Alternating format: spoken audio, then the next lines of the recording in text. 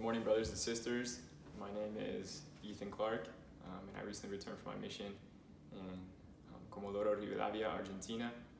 So while I was gone, my parents sold their house and they bought a new one here in Dana Point. So I came home to a new house, a new room, a new ward, and a new stake. So far, this really just feels like another transfer for me. But now that I'm speaking to my new ward, like I would in any other transfer, I'm kind of noticing that it really doesn't feel like I'm home yet. But I'm very grateful to have this opportunity to speak and to share some of my experiences with you guys from my mission. To explain a little bit about my mission, I served in the most southern part of Argentina. It was very cold and windy. I hardly saw any plants or trees, and I ate a ton of Italian food. It was not at all what I imagined Argentina would be like when I opened my mission call 2 years ago. But I'm so grateful for the time that I spent there and all the things that I learned while I was there. Writing this talk was honestly pretty difficult. I've had so many experiences in the last 20 months of my life that it would be impossible to summarize them or to find one key point from everything. But I decided to share some of the experiences that impacted me most on my mission. While reflecting on these past 20 months and trying to pick which experiences really shaped me, I've noted that the experiences that had the greatest impact on me are very small and simple. So today that will be my theme, that by small and simple things are great things brought to pass. My mission had some unique circumstances due to its size and distance from cities. It's very common to spend hours on bus rides for transfers or to go to conferences as a mission. I remember one particular instance when I had traveled to the mission office for a council on a 6-hour bus ride. We'd spent the whole day at a council in the mission office, and when we had finished, we had to wait for the next bus to take us back to our area.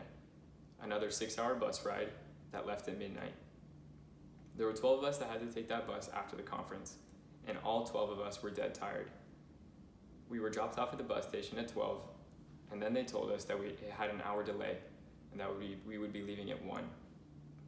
So we found a place to sit down, and we began to rest. There's an elder who was a companion of mine that had a big impact on my life as a missionary. During this time, he was not my companion, but he had come to drop us off at the bus station.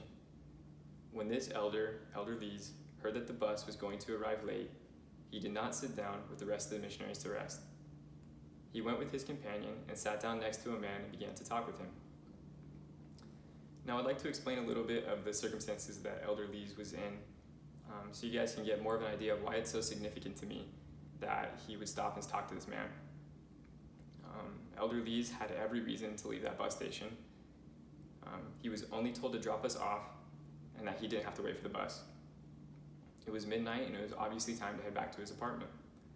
He had been up all day in a conference. He wasn't in his assigned area. There were 12 other missionaries in the bus station, and he could have assumed that we would have taken care of it. And he was on the last week of his mission and still needed to pack his bags. But he did not see any of those reasons as valid. He saw an opportunity to talk to somebody in his path and share the gospel with them, and he took it. While my companion and I were resting, waiting for the bus, it caught my attention that Elder Lees and his companion were contacting. I started to really look around and notice how many people were in the bus station. There were a bunch of people sleeping on the floor, a lot of dogs running around, but there were a few people who were also waiting like us. His example made me want to be better. I told my companion that we should go and talk to a guy that was at the other end of the bus station. He agreed, and we got up to talk to him. The miracle that night was not the fact that we found somebody who was ready to be baptized or to hear our message, but rather the effect that this elder's example had on the rest of us. After my companion and I finished talking to the man that we had contacted, we left to see if the bus was there, and we saw that 3 other companionships had also left to go talk to the few people that were in that bus station. This experience stands out to me because it was an example of one elder that made the rest of us want to be better. I had 20 months full of awesome experiences and many, many miracles. But what happened that night in a dirty bus station became a special lesson that shaped my mission. I think it also adds well to the scripture, by small and simple things are great things brought to pass. Another lesson learned from my mission that taught me about small and simple things was learning to speak Spanish. When I started out at the MTC, I was pretty confident that teaching wouldn't be so hard. Any missionary will tell you that the first few weeks in the MTC are very humbling. I realized that it didn't matter how well I knew the gospel or how good of a teacher I was. If I couldn't speak Spanish, I couldn't fulfill my mission call and serve as a missionary. Learning a foreign language can be very challenging, and it was very humbling having to learn basic phrases and words in order to communicate. I wanted to explain the gospel to people in the most poetic and intricate way that I could, so they could understand how important it was.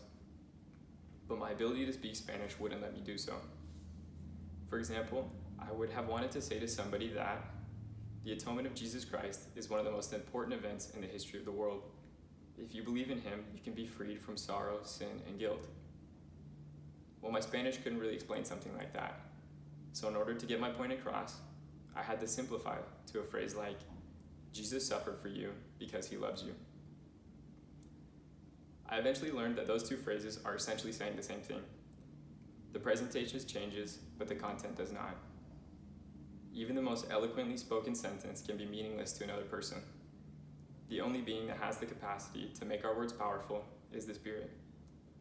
If we don't have the Spirit with us, our words have no way to make it to the hearts of the people to whom we speak. The Spirit knows everyone perfectly. He knows what we feel, what we think, and especially understands our desires. He can work through us and connect with other people. He can take a sentence that makes no sense at all and make its true meaning touch somebody's heart. He is the real teacher. And the greatest of all teachers chooses not to convey his message through wise or learned people, but rather through 18 to 20-year-olds who still can't speak Spanish. This gives us two other examples of small and simple things, small and simple sentences spoken through the mouths of small and simple servants. One of my favorite examples from the scriptures that teaches us about small and simple things is the story of the Jaredites and their preparations to cross the sea in boats. The brother of Jared is instructed to build boats, but is not given details as to how they will have light to see on their journey. When he asks the Lord how they will have light, the Lord responds saying, "What will ye that I should do, that ye may have light in your vessels?" Although aware of the Jaredite situation, the Lord does not give explicit details as to what he must do. He leaves it up to the brother of Jared to think of a way. The brother of Jared went to gather stones and planned to ask the Lord to touch them so that they could have light in them. When presenting these stones to the Lord, the brother of Jared states, "Now behold, O Lord, and do not be angry with thy servant because of his weakness before thee. For we know that thou art holy and dwellest in the heavens, and that we are unworthy before thee. And I know, O Lord, that thou hast all power, and can do whatsoever thou wilt for the benefit of man. Therefore touch these stones, O Lord, that we may have light while we shall cross the sea. Behold, O Lord, thou canst do this. We know that thou art able to show forth great power, which looks small unto the understanding of men."